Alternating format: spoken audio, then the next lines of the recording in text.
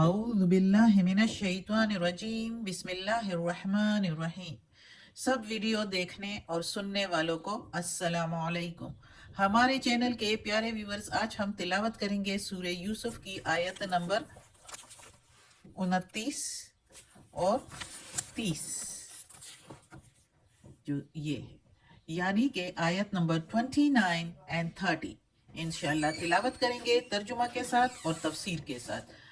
تو چلیں شروع کرتے ہیں آج کا سبق، لیکن شروع کرنے سے پہلے چینل کو سبسکرائب کریں اور بیل نوٹیفیکیشن کو آن کریں تاکہ اگلی ویڈیو آپ کو آسانی سے ملتی رہے، اور ہو سکے تو شیئر بھی کریں۔ جتنا زیادہ شیئر کریں گے اتنا زیادہ ثواب آپ کو بھی ملے گا اور مجھے بھی۔ تو چلیں اب شروع کرتے ہیں آج کا سبق۔ اعوذ باللہ من الشیطان الرجیم بسم اللہ الرحمن الرحیم۔ یوسف علیہ السلام، اعرض اعراض کر، ان ہاذا اس سے، ان کی میننگ سے، ہاذا یہ، تو یعنی یوسف علیہ السلام کو کہہ رہے ہیں، قصہ ہے، تفسیر میں بتاؤں گی تو پھر صحیح سمجھ آئے گی کہ یوسف علیہ السلام اعراض کر یا درگزر کر اس سے۔ وَاسْتَغْفِرِي لِذَنْبِكِ، اور بخشوا اپنی گناہ، اے عورت کے لیے ہے، کیونکہ اب ادھر یوسف علیہ السلام کو کہا کہ درگزر کرو، اور ادھر وہ عورت جو ہے زلیخا عزیز کی بیوی، تو چونکہ ادھر کے ہے لِذَنْبِكِ، تو کے جو ہے وہ پھر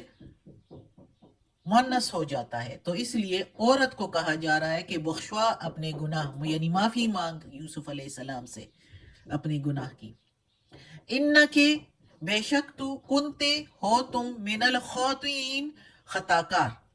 اب دیکھو ادھر بھی انکے، یہ مونس، کنتے ہو تم یعنی عورت کے لیے، اس کو کہا جا رہا ہے عورت کو، من الخاطئین، تم خطا کار ہو، تم نے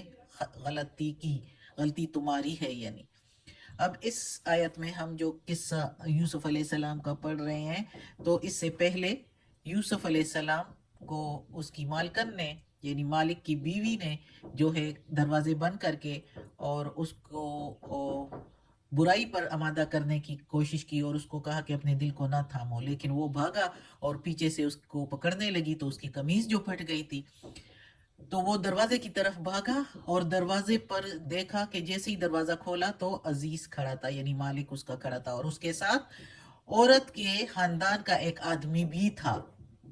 جس نے یہ کہا، اچھا جیسے ہی دروازہ کھلا پیچھے سے زلیخا بھی باغی آ رہی تھی، اس نے کہا، عزیز سے ایک دم چینج کر دیا اپنا سارا کچھ، اور یوسف پر الٹا الزام لگانے لگی، یوسف علیہ السلام پر، کہ اے دیکھ، اپنے شوہر سے کہنے لگی کہ اس نے، یعنی یوسف علیہ السلام نے تیرے بیوی پر برا ہاتھ ڈالا، بری نظر ڈالی، تو ایسے بندے کے لیے قید سے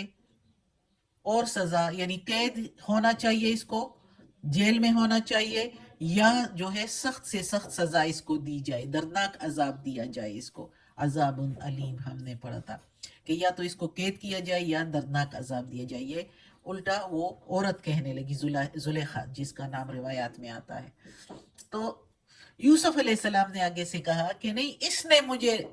آمادہ کرنا چاہا لیکن میں بھاگا۔ تو وہ جو ساتھ آدمی تھا تو وہ سمجھ گیا کہ اب تو ایسے قصہ خراب ہو رہا ہے، تو اس نے آگے کہا، آگے سے، کیونکہ وہ عورت کے خاندان کا تھا تو عورت پر کچھ کہہ بھی نہیں سکتا تھا، تو اس نے بڑی عقل مندانہ طریقے سے جو ہے گواہی دی، اور اس نے کہا کہ اگر قمیض آگے سے پھٹی ہوئی ہوگی تو پھر جو ہے یوسف علیہ السلام کا جو ہے اس پر وہ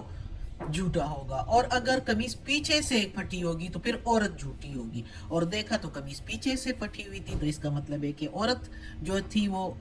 خطا کار تھی، وہ جو ہے گناہگار تھی اور اس کی غلطی تھی۔ تو اب عزیز کو پتہ بھی چل گیا، یعنی عورت کے شوہر کو پتہ بھی چل گیا کہ اب یہ عورت نے سارا قصہ اور پلان بنایا، اور پھر یوسف علیہ السلام پر الزام بھی لگا، بہتان بھی لگا رہی ہے۔ تو اس نے یوسف علیہ السلام سے کہا کہ اعراض کرو، چھوڑ دو اس قصے کو، کیونکہ اگر قصہ باہر جائے گا تو بڑی بے عزتی ہوگی، کیونکہ وہ اب عزیز ایک اچھے عہدے پر، ایک کہا جاتا ہے کہ عزیز جو ہے ملک کے بادشاہ کو کہا جاتا تھا، جو उस वक्त का होता था मिस्र में। तो इसलिए वो कहता था कि लोगों में ये बात फैलेगी तो बहुत बुरा असर पड़ेगा, इसलिए जाने दो, दरगुजर करो इस किस्से को और छोड़ो, यानी इग्नोर करो, इस पर ये किसी को पता ही ना चले। और साथ ही साथ औरत से कहा कि बख्शवा अपनी गुनाह, यानी माफ़ी मांगो यूसुफ अलैहिस्सलाम से, बेशक तुम ही खताकार हो, तुम ही गलती पर हो। तो यूसुफ अलैहिस्सलाम से माफ़ी मंगवाने पर उसको आमादा किया अपनी औरत को। अगली आयत है वकाला, और कहने लगी, निस्वतुन, औरतें, कहने लगी औरतें, फिल मदीनती, शहर में, शहर में, यानी फी के मीनिंग में मदीनती शहर, मदीनती मुराअतुल अजीज, शहर में, और औरत अजीज की, इमरातु औरत, अजीज, अजीज अजीज की औरत, यानी जो उस वक्त मिस्र में अच्छे ओहदे पर था। तो राविदु चाहती है, ख्वाहिश करती है, फताहा गुलाम उसका, अन नफ्सी ही, उसके दिल, उसके नफ्स से, यानी ख्वाहिश करती है अपने गुलाम से उसके नफ्स की। कद तहकीक, शगफहा, मशगुल हो गई उसमें, हुब्बन मोहब्बत में, उसकी मोहब्बत में, यानी बस गई है उसके दिल में, शगफहा बस गई उसके दिल में, या मशगुल हो गई है, हुब्बन मोहब्बत उसकी, यानी यूसुफ अलैहिस्सलाम की मोहब्बत। इन्ना बेशक हम, लनराहा अलबत्ता हम देखते हैं उसको, ल के मीनिंग अलबत्ता, न के मीनिंग हम, र के मीनिंग देखते हैं, हा के मीनिंग उसको, फी में, ध्वलालिम मुबीन, गुमराही में खुली, सरीह, बेशक हम तो देखते हैं उसको खुली गुमराही में।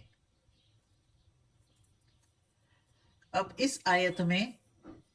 बात हो रही है कि बात पहुंच गई है घर से बाहर,